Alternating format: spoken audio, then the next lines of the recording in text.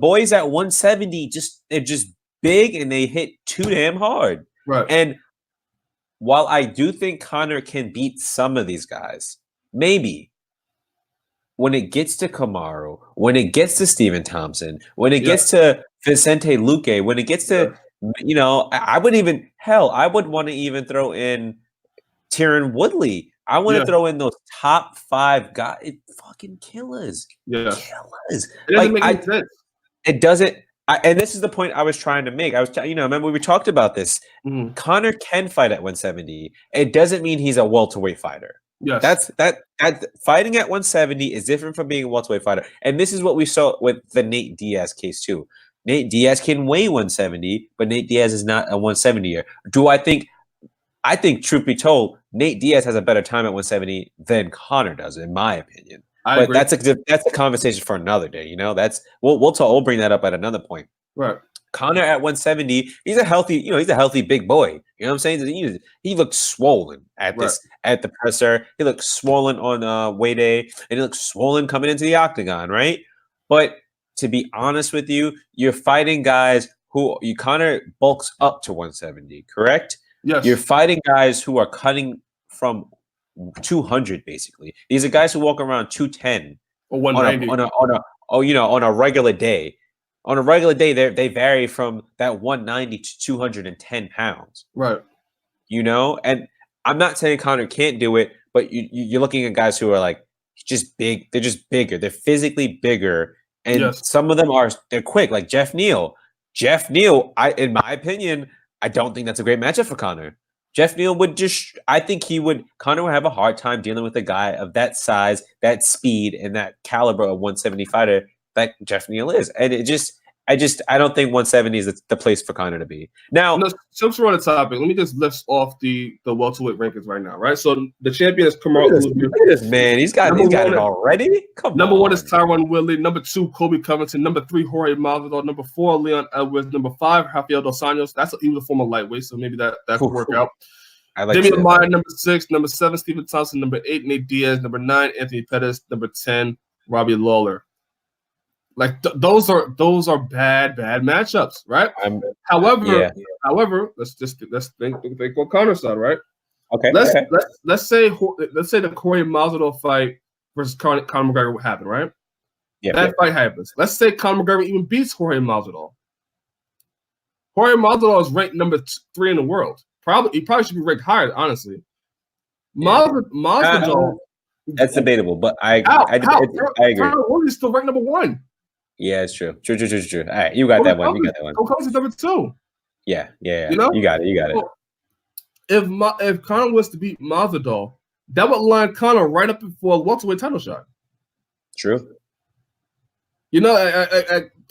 Conor has options. Just I don't know what's the best option for him. Honestly, if I'm just looking at this, I would do Kamaru Usman versus Masvidal. I would do that fight, and then I would do Conor versus Justin Gaethje. And here's why. You've intrigued me now. Here's why. I don't think that Masvidal fight and Kamaru Usman. I don't think that Masvidal and Conor McGregor fight is going anywhere. I think those are 2 big names. I think they solidified themselves, right? Yeah. Masvidal needs the belt to complete himself. I think the BMF belt is nice. Yes. To really complete his legacy, he needs the welterweight belt. Agree. Right? To be taken seriously. We say what you want about the BMF belt when it meant and how great of a moment that was. It's still a made-up belt. Yeah. You don't defend the BMF belt. Dana White said you can't defend the BMF belt. It's not a division for it. If you do Kamaru versus Usman, Masvidal versus Usman, Masvidal wins that fight. Let's say Masvidal's the champion welterweight. Yep. Let's say Conor goes and fight Justin Gaethje. Somebody that has been fighting and has been putting on great performances, who arguably should be next in line for a title shot after Khabib and Tony fight. Yeah. If Conor can beat Justin Gaethje, it not only proves that he's back for real. Yeah. Against somebody that's been active, somebody that's been on a win streak. It also proves that he's going about it the right way. Because I think if you slide Conor McGregor into a title spot right now, you raise a lot of eyebrows. If Conor McGregor beats Justin Gaethje, Now it's like, okay, you can't deny him. You can't deny him. Agreed. 100% agreed. You can't deny him, and it removes all the hate out of Conor McGregor just being thrust back into a title fight after fighting at welterweight. I agree. Gaethje, we know Gaethje's the next guy up. That's indisputable, right? Gaethje's been on a tear. He's won his last 3, if I'm not mistaken, maybe last 2 by spectacular knockout. Yes, and finishes. And I don't think Conor's best to best utilize Conor. I don't think he should stay at 170. It's a healthy weight. I get it. I understand. The only fight I can say that I would want to see Conor again at welterweight right now is Nate Diaz. That is the only fight. I would like to see it. I would like to see it. And here's why. With it. Here's why. I don't think Nate Diaz versus Conor McGregor does anything for anybody right now. I think Nate Diaz has to win. Diaz has to win. I'm not saying Conor's going to fight Nate now. I'm saying that's the only fight I can think of that I would want to see Conor at welterweight at. I wouldn't want to see him go. I wouldn't want to see him at Masvidal. I don't want to see him fight Masvidal. I mean, it'd be a good fight. I'd love to see who could win, but I just like Conor. Conor needs to move back to lightweight because Conor can still be lightweight champion.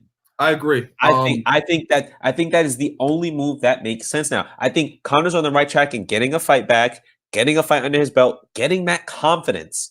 And now we're gonna assess and move down, and we're gonna show the world why you're supposed to be champion again and get that rematch against Khabib Nurmagomedov. And it's a great way to prove for Justin Gaethje to prove that he's next in line.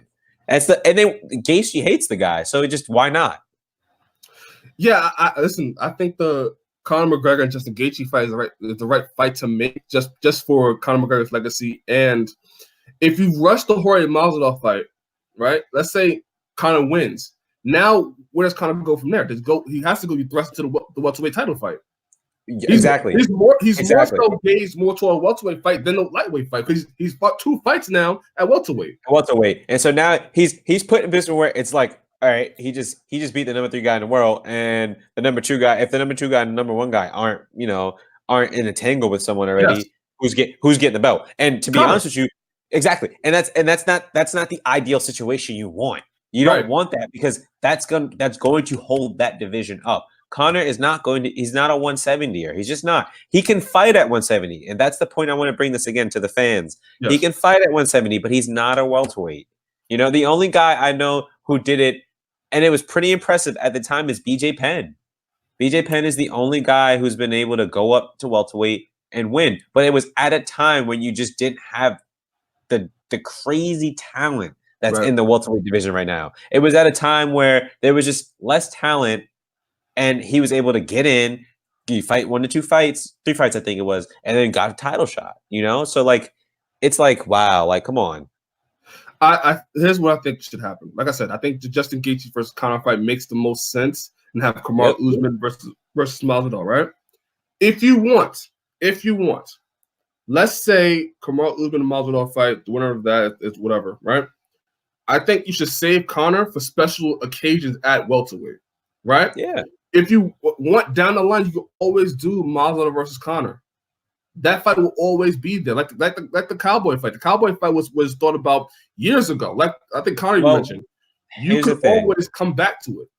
Here's the thing: that fight is only still there if Masvidal doesn't lose to Kamaru. No, I think we're at a point now with Masvidal that let me not say it's not there. Let me retract that. Yeah. I don't want to say it's not there. I think it loses a bit of luster in the event that, but like it's gonna happen. They're gonna find a way to promote it. But I want to say that fight loses a little bit of luster in the event that Masvidal loses to Kamaru. I just want to put that out there. I think if anybody loses a bit of luster, I think Masvidal is solidified in his star status. I think you can't change that. You can't erase him being on ESPN. You can't erase him being on ABC in prime time. You can't erase that, right? If Conor fights Justin Gaethje, let's say he sets up a fight in June, right? Justin Gaethje versus Conor in June. We know Khabib does not fight only 2 times a year. He only fights 2 times a year. Let's say Khabib beats Tony, which I think can happen. It sets up a Khabib and Conor fight in October. So Conor could still be active like he wants to. He could fight Justin Gaethje in June because we already have the cards for the rest of the year. First quarter is pretty much already set. You can have Conor versus Justin Gaethje in June, and then if Khabib is ready, you can do Khabib versus Conor. If before Khabib is ready to fight, if Jorge Masvidal and Kamaru Usman is already set to fight and that's already decided, you could do that. So Conor fight happening in the summer. Conor, what's that? I see that fight happening in the summer for some reason. Masvidal versus which is fair. Okay, so let's say Conor fights Justin Gaethje in June. Let's say international fight where you could get Kamaru Usman versus Jorge Masvidal, right? Yep.